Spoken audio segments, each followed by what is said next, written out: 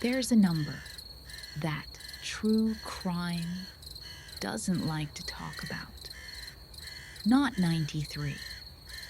Not even close. A Colombian court once handed down a sentence of 1,853 years, the longest prison sentence in that country's history, for one man.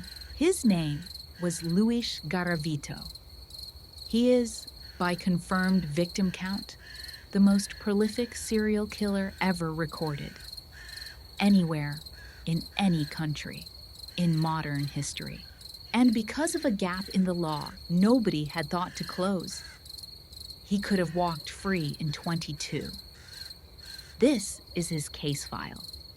He was born in 1957 in a small town called Geneva, in Colombia's coffee-growing region, the oldest of 7 brothers. By his own account, given later under oath, his father beat him regularly. He said he was sexually abused by 2 neighbors more than once as a child. He left school after only a few years, drifted through odd jobs, struggled with alcohol for most of his adult life. None of that explains what came next. It never does. Starting in 1992, boys began disappearing across Western Colombia. Most were between 8 and 16 years old. Many came from poor families, street vendors' children, kids who sold candy or shined shoes for money, kids nobody would immediately notice were missing. Garavito's method rarely changed. He'd approach dressed as a beggar, sometimes as a monk, sometimes just as a friendly stranger with a disability aid, someone who looked like he needed help, not someone to fear. He'd offer a small amount of money, a soft drink, company on a walk. Then he would lead the child somewhere remote, a field, a riverbank, the edge of a small town, and kill them there for years. No one connected the deaths. Colombia in the 1990s was a country already consumed by drug war violence, kidnappings, and political killings. A missing boy in one town rarely made headlines beyond it, let alone got cross-referenced with a similar case 200 miles away. That changed in 1997, when a mass grave was discovered outside the city of Pereira. 36 bodies, all boys, all showing the same signs. For the first time, investigators understood they weren't looking at isolated tragedies. They were looking at one person. Garavito was already on their radar by then. Arrested multiple times over the years for lesser offenses, always released. The system simply wasn't built to connect the dots on a serial predator. Colombia had never encountered one of this scale before. He carried a small, battered notebook. Investigators would later say it contained rows of scratched lines, what appeared to be a private tally. One line for every victim. In April 1999, Garavito was finally arrested, not for murder, but for the attempted assault of a 12-year-old boy who managed to escape and report him. Investigators held him for months on suspicion alone. Then, in October 1999, he confessed. Not to one murder, not to a handful. He confessed to more than 140 killings and kept confessing, eventually implicating himself in the deaths of over 180 children, plus several more across the border in Ecuador. In a recorded statement, he asked, in his words, to be forgiven for what he had done and for what he said he would go on to confess.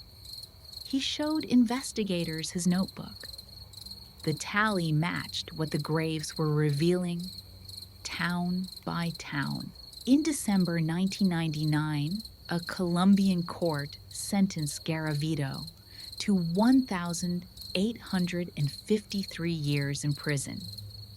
It made headlines around the world as a kind of symbolic justice, a number large enough to represent every single life that had been taken. But Colombia's constitution didn't allow sentences to stack that way. At the time, the legal maximum any person could actually serve was 30 years, regardless of how many crimes or how severe.